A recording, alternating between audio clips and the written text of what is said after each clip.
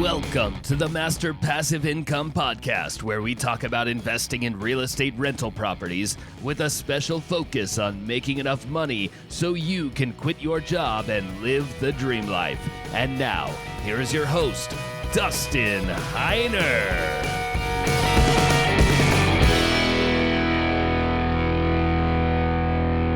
All right, guys, let's get started. Now, in today's show, we're going to talk about short-term rental properties and Airbnb and long-term leases. I love them both. I have them both. There are ups and downs for both of them. Now, I personally prefer long-term rental properties because I want an automatic business that literally runs without me doing any work. I have property managers, I have contractors, I have realtors, I have wholesalers, roofers, you name it. I have everybody else do the work, and I don't do any work at all. If anything, I just get on the phone once a month and talk to my property manager, and they let me know what's going on. And I want to show you how I actually do my real estate investing business in long-term rental properties. Go to masterpassiveincome.com/free course to get my real estate investing course completely for free. I just want to show you how you can actually find a new area of the country to invest, how to find the right properties, how to buy them, how to make sure you're running the business, how to make sure that you're going to actually make money instead of losing money. Go to masterpassiveincome.com/free course and get that right away. With a short-term rental property, there's a lot more moving parts. You have a lot more people moving in and out, and we'll get into that. And the reason why I like them both is because I make money in both. But here's a great thing about short-term rental properties. You make so much more money with a short-term rental property per day instead of per month with a long-term rental property. And this is what I mean. Per month, I could rent out, let's just round numbers, I could rent out a property for $1,000 a month for a lease. So a yearly lease, somebody signs in, they get a $1,000 a month lease. Well, that's great. I make $1,000 every single month. But with short-term rental property, you rent it out per day. And so per day, let's say you rent it out at $100 a day. Well, after 10 days, I have the entire $1,000 that I would normally have rented out to somebody else for an entire month. Well, on top of that, I have an extra, if it's December or January where it's 31 days, I have a whole nother 21 days to get more money. So if it's rented for $100 for 31 days, that's $3,100. That's 3 times what I would make with a long-term rental property. Now, my opinion is that yes and no. I mean, sometimes you might get people that are in there, you might not. Maybe it might not be rented for, maybe a week at a time, or maybe you're renting in Phoenix where it's 120 degrees in the middle of July and nobody's going to be renting there unless they're coming and visiting a dead relative or something like that. Well, in that case, then it eats in your profits. But here's what I get asked you. For short-term rental properties, do you think whatever home, let's say your home that you're living in now, could you rent it out for 10 days for $100 a month and make $1,000? More than likely, you absolutely could. There's more than 10 days in like a Friday, Saturday, Sunday. So let's say you rent it for 3 weekends. That's 9 days at $100 a month or a day. Sorry, excuse me. And then you're at $900. Well, you need to rent it out one more day, and you got your $1,000. So there's so many benefits about short-term rental properties. So I love making more money because with my short-term rental properties because it's a lot of money.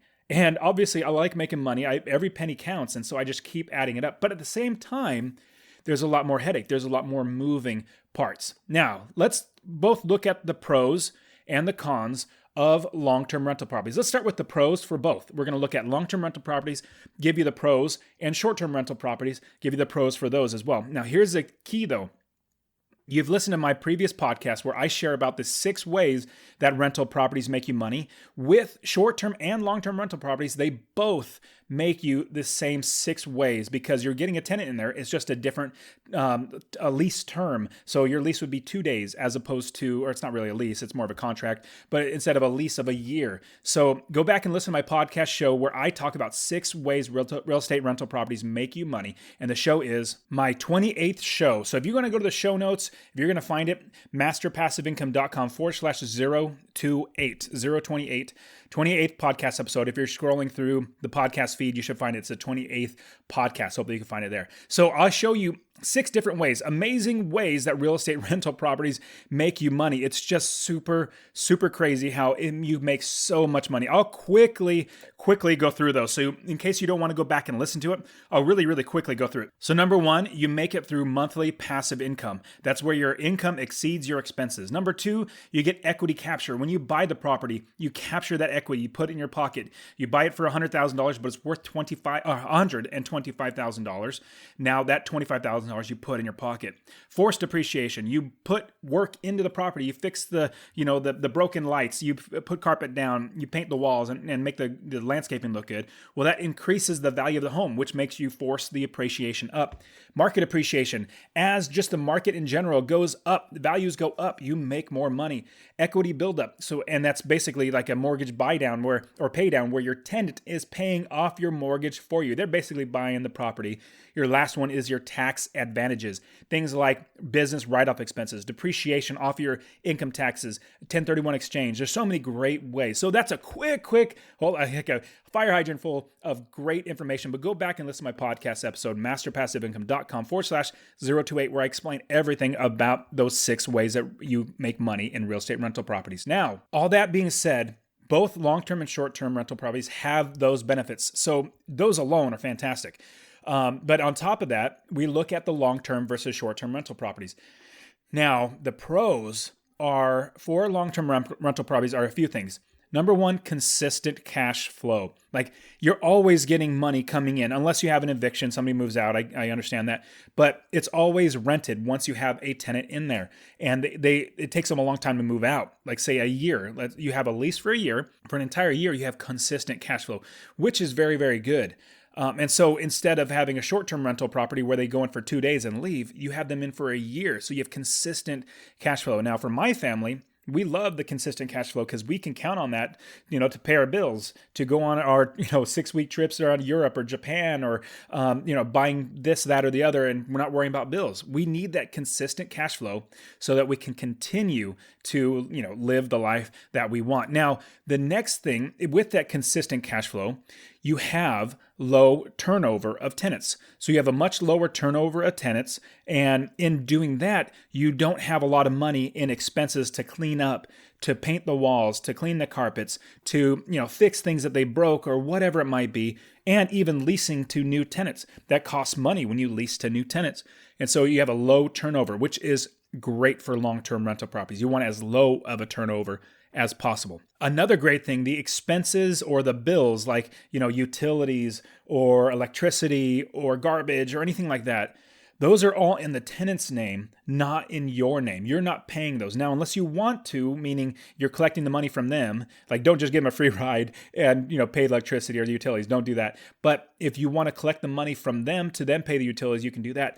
But your tenants are paying for these, and it's not even, more than likely, you're not even seeing those bills. Now, you need to make sure that they're being paid. I have one area of the country where if the tenant doesn't pay the water bill, it gets stuck with the property owner because they want to get their money no matter what. And so it's really, really irritating. So we have to keep up on the water bill. That's a pro tip.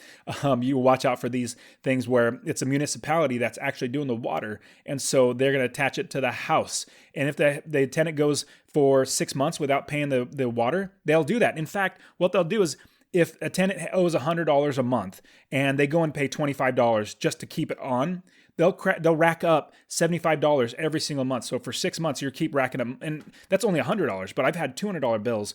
And so over 6 months, they just keep it on. The utilities are, we don't know when to shut it off. And so, anyways. So unless they make the bill current, I'm on the hook for those bills. So every single month we got to go and look at the water bill. It's horrible. It's rather a bummer, but I don't do it. My property manager does it. It's just an added expense. So I wanted to give you guys the pro tip. Always be checking on utilities, making sure, especially, or 100%, if it's going back in your name, if you're going to get stuck with a bill, always be checking on that as well. And so another pro for the long-term leases is that you receive a security deposit for any potential issues. Like when they move out, they leave it a mess. You use the security deposit to clean up the property. Usually it's about 1 month's rent. So if you're renting it for $1,000, they give you $1,000 in security deposit for renting the property, so that when they move out, you would deduct any normal expenses that would be to clean it up. But then after that, the rest goes back to them. Like, let's say you had $800 in expenses to clean it up, you give them back the $200. And so it's just a way for them to pay for things that happen in the future. Also, if they go through an eviction, then that eviction process is also paid for by the security deposit, as well as they forfeit that security deposit if they break the lease. Another one is you're able to automate the business. This is a huge, huge bonus about having long-term rental properties. I literally don't do any work and the business is automated where it's running itself. I have other people doing the work. I have property managers, like I said. I even have accountants doing all my bills. I have realtors and contractors and construction workers and roofers, plumbers, inspectors, and termite abatement and all that sort of stuff. I pay other people to do the work, but even though I pay it, I am personally not paying it. My tenants are paying that. So I make that inside of the expenses as I'm buying a property. So let me break it down. If I'm buying a property and I know it's going to rent for $1,000, I'm going to make sure that all the expenses, that would be any inspections, anything that I need to account for, taxes, insurance, vacancy factor, things like that, I make sure, and my mortgage, obviously, I make sure that's accounted for in the expenses. So all the income minus expenses, then once all the expenses are paid, I have money going in my pocket every single month. Another pro tip I'll give you, $250 or more a month in passive income is what you want to shoot for. Don't shoot for $50. Like, you're renting it for $1,000 and the tenants, your expenses are $950. You're only pocketing $50 a month. That's not good. Go for $250 or more. That's my opinion.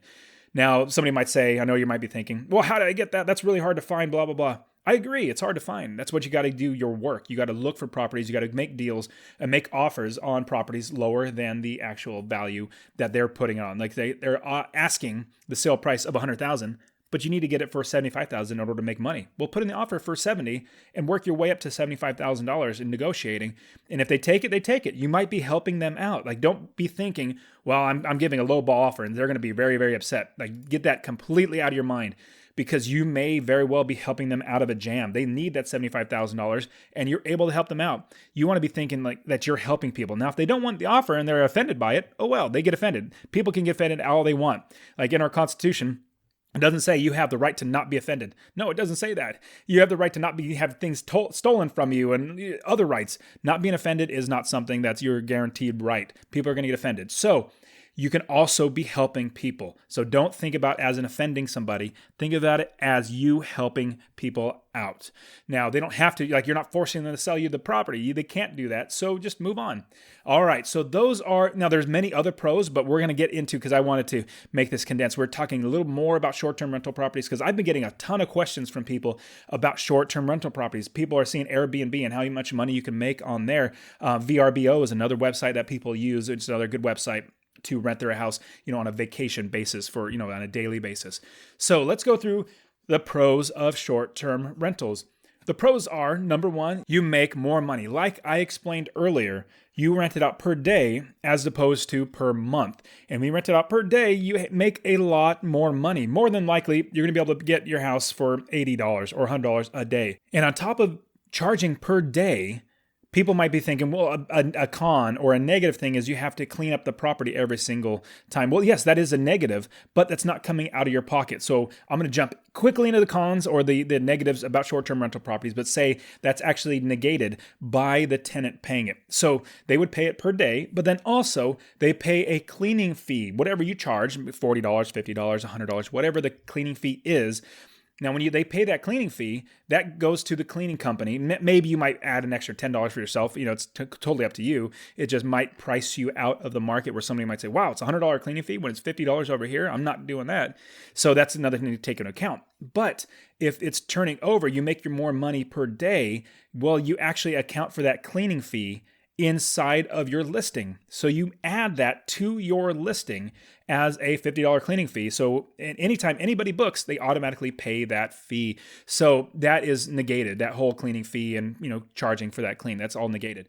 Now, another pro is that it's flexible. Your properties are flexible. Let's say you wanted to live in Hawaii for maybe a month out of the year, but the other 11 months, you want to rent it out so it pays for itself. Well, you can absolutely do that. Rent it out for 11 months and then block out an entire month where you go live there for an entire month rent free because it's your property, but other people are paying all those taxes and insurance and fees and mortgages and a property manager, all that sort of stuff. So if you want to do that, you can. Now, here's another beauty thing. Let's say you want to bless another family. You want to benefit, let's say a minister or a pastor or a missionary or something like that. Like, hey, you know what? I have this house over in, wherever, the mountains or the ocean or whatever, pick a place. And you say, I want to send you there because, I love you and you're almost like family and I want to send you there. Or a family member, like your parents. Hey, go use my beach house. Go use my mountain property. It's flexible, so you can block out that time so that they can go and use it. Now, that's another great thing. I love being able to do that. Now, another great pro or a positive is you use your property when you want it. So you can use it at any time. Let's say the next month, I got to go there because I have a wedding, that's in that area. Well, then you can then block out that time and go stay in it. Basically, just like it's being flexible, you can use the property whenever you want. Another thing, and it taps back into the make more money. So your short-term tenants, they pay for all the expenses. You account for the expenses like your taxes and insurance. So you account for that. Now, if you're not accounting for it, you need to account for it.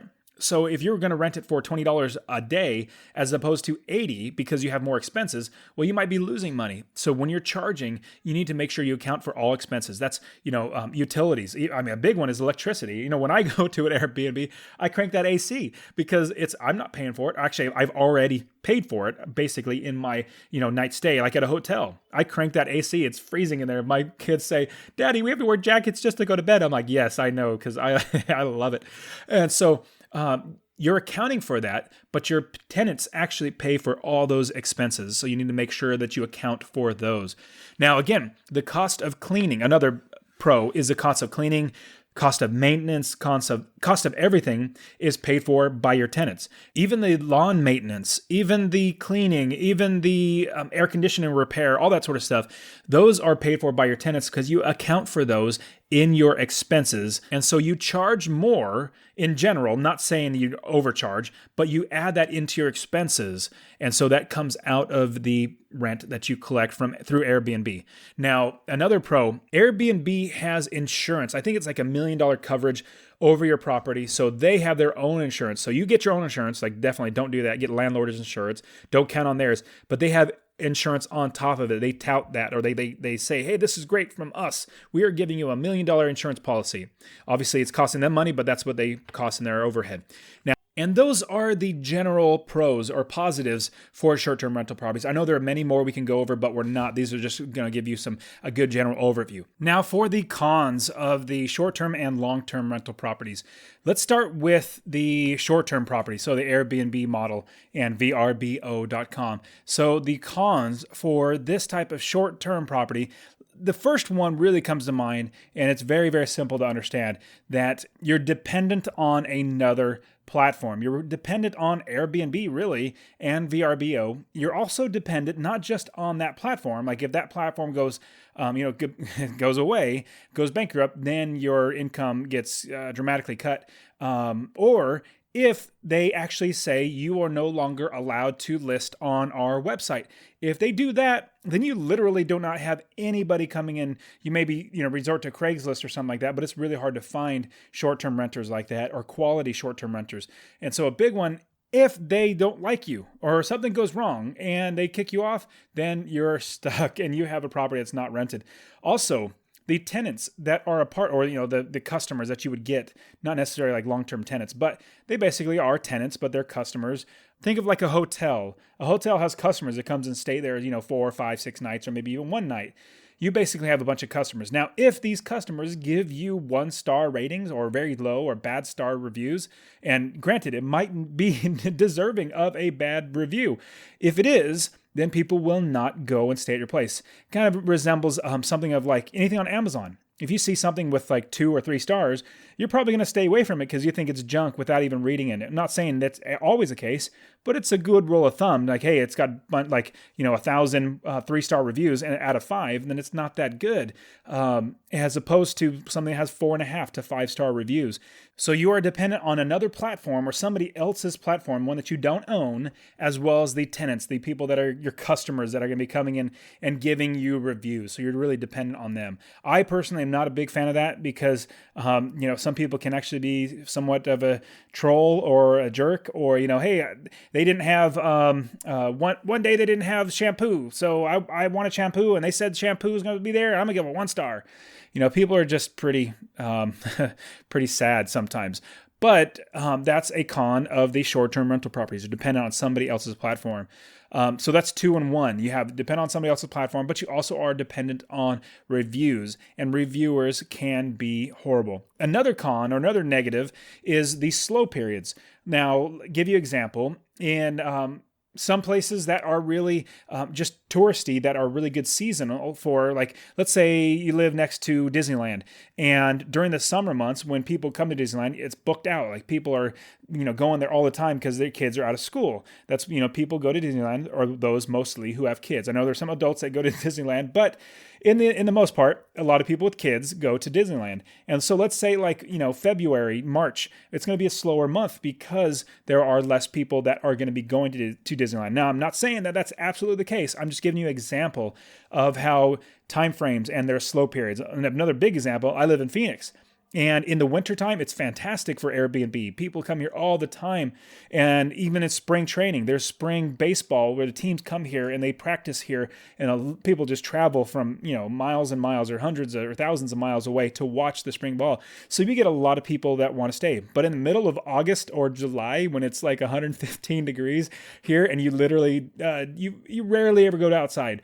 Let's just say that there's a much slower pace of people coming in. So, you take the good and the bad, but that's another one. You have slow periods. If you have a property that is long-term leases, they're rented out for the entire year, no matter if it's good or bad, they're staying there. You have another one is you have constant turnover. Your property is constantly turned over to a new tenant, to somebody else that is going to want to use the property. Now, you also mitigate that problem, or quote unquote problem, or a con, by having the tenants pay for cleaning and maintenance and things like that. That's all wrapped in one, cleaning and maintenance. And so when you use them to use a cleaning company to fix up the property, to clean up the property, you're constantly keeping it updated, which is nice, but you do have constant turnover. You have to find a new tenant all the time. And again, if you're dependent on a platform, if they stop hosting your property on there, then you're stuck. You're out of luck. Also, you have potential for more wear and tear on the property. With people moving in and out. Now, granted, it's not like big furniture. They're not bringing in couches and beds and TVs and stuff like that. But you have people that you don't know if they're going to take care of the property or not. So that's going to be something you have to be aware of, that there's more wear and tear. People coming and going, lots of traffic, especially if you live by the beach. You're going to have to worry about a lot of traffic of people coming in and out. So you're just going to have potential for more wear and tear, literally on everything.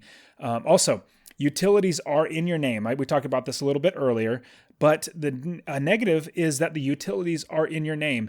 Now, you do make sure how to mitigate that by making the tenants pay for that, by making sure that the daily rent, or how much you rent it for per day, for each night they stay, you make sure that's accounted for. Your expenses are accounted for in short and long-term leases. You want to make sure those are accounted for.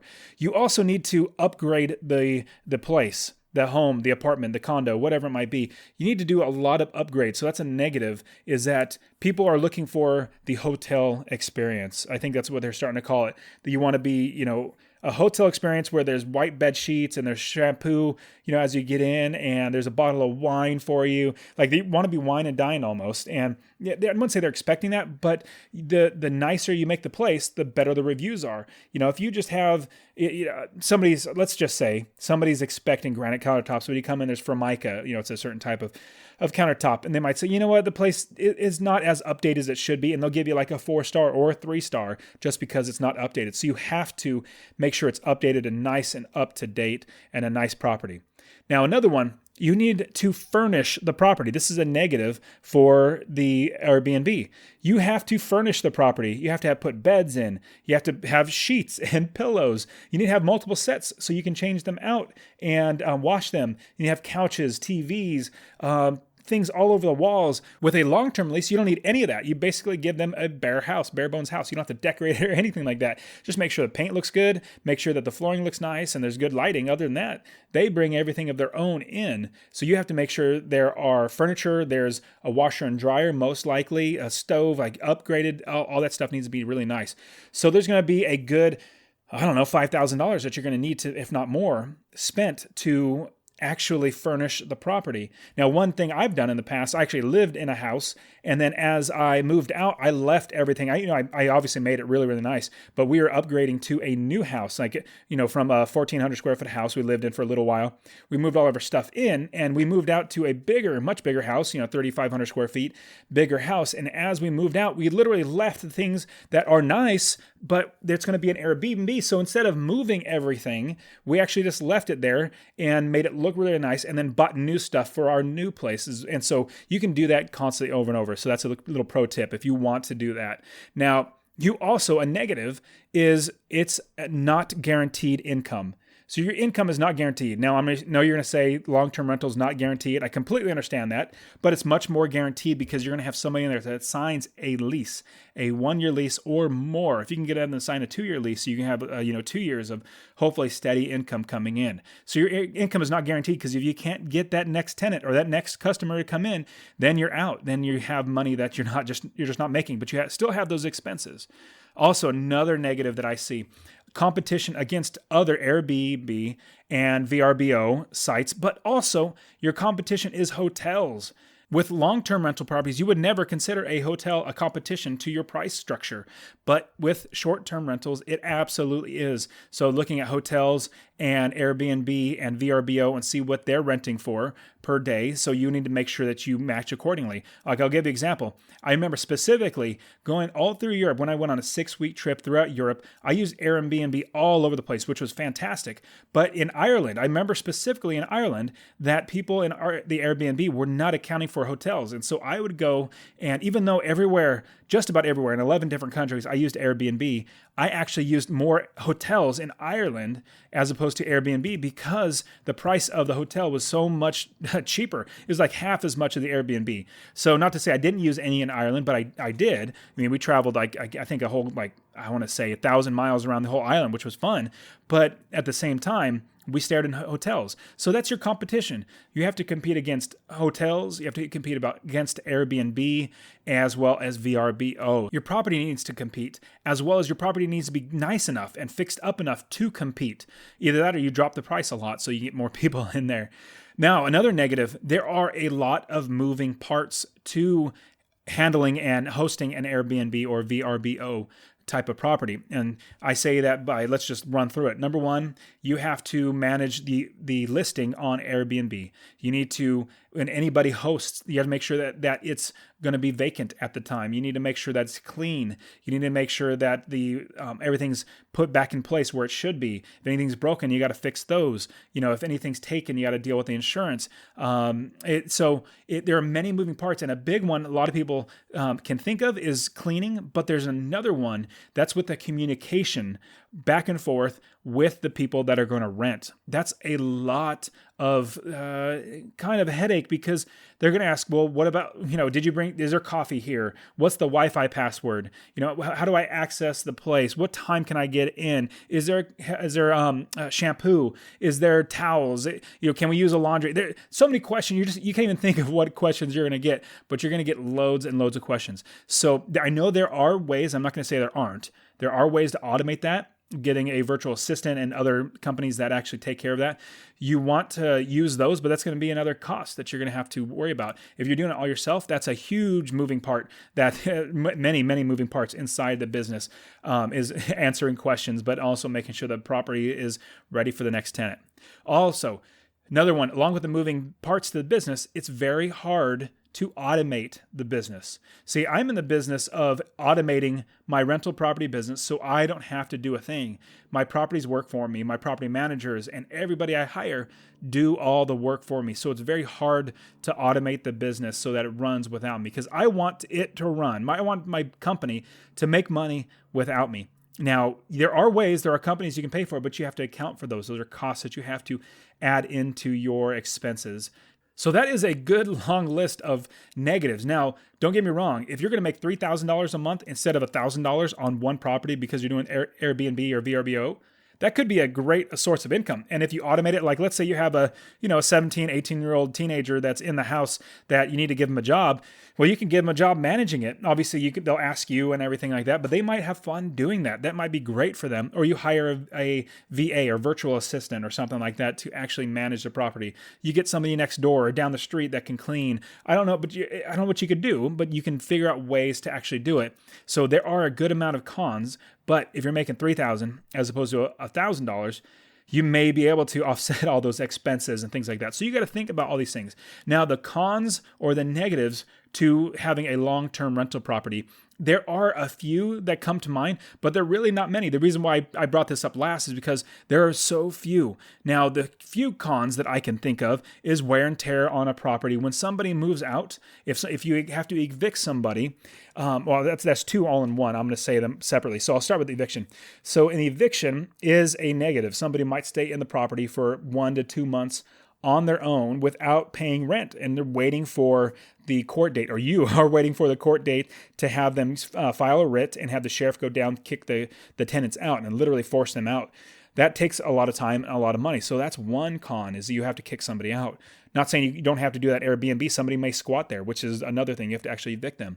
Another thing with that is you have more wear and tear. With people moving out furniture, and I talked about this a little bit earlier, with moving furniture and refrigerators and appliances and things like that, you're going to have big things that not a lot of people are very careful when they move stuff. In fact, certain areas of the country where I invest, people just leave entire houses full of garbage or, old couches, or, they found a couch off the street, picked it up and put it in their house, lived in it, and then, 3 months later got evicted and they left the couch because, it's for free. What am I going to do? I'm just going to leave it there. And so I have to pay for it. Now, I consider that a cost of doing business.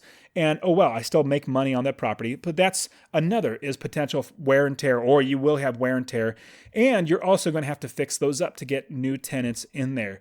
You also want to make sure that the property is in rent-ready shape. You need to make sure that the property is in good condition. You don't want a property that's in disrepair, that's falling apart, and then you get some potential lawsuits against you. So I know there are plenty other cons, but I really can't think of any because I have an automatic business that makes me money and I don't do a thing. And so, if you think of any cons that you want to add to this, go on my show notes page, masterpassiveincome.com/048. This is the 48th Master Passive Income podcast. So you go there, masterpassiveincome.com/048. Now, if you are interested in getting into long-term rental properties, even short-term rental properties, how to actually buy properties, make sure you're making money every single month and create a passive income business, I want to give you a free course. It's masterpassiveincome.com/free course. This is going to get you insights into the business, showing you how to start the business, how to actually do it, and make sure that you do your best to never lose money. Now, there was a tip that I was asked. I was on a podcast, and they said, what's the best tip you can get when investing in real estate? Well, here's my tip. Don't lose money. I know it's really simple to say, and in the mind, you're like, oh, well, yeah, I know that, but how do I not do it? Well, the way you do that is through education.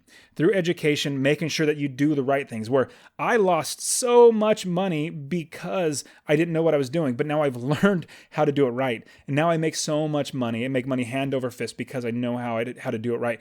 And the way to make sure you don't lose money is through education, learning from people like me who have gone through the school of hard knocks, did all the things wrong, and figured out how to do it right. Now I have a business that runs itself automatically. All my students that I help get through buying their first property, buying their next property, and then even quitting their job, they are super, super excited. So go out there, get my free course, masterpassiveincome.com/free course. I also have coaching, group coaching out there if you want that as well. You can check out my website, masterpassiveincome.com. All right, guys, you've been fantastic. fantastic. I really hope you see the benefit of short-term rental properties, but that is also something that comes with some negatives. So if you can mitigate that, if you can get around that, then it's absolutely realistic for you to make tons of money with short-term rental properties. All right, guys, get out there, start investing.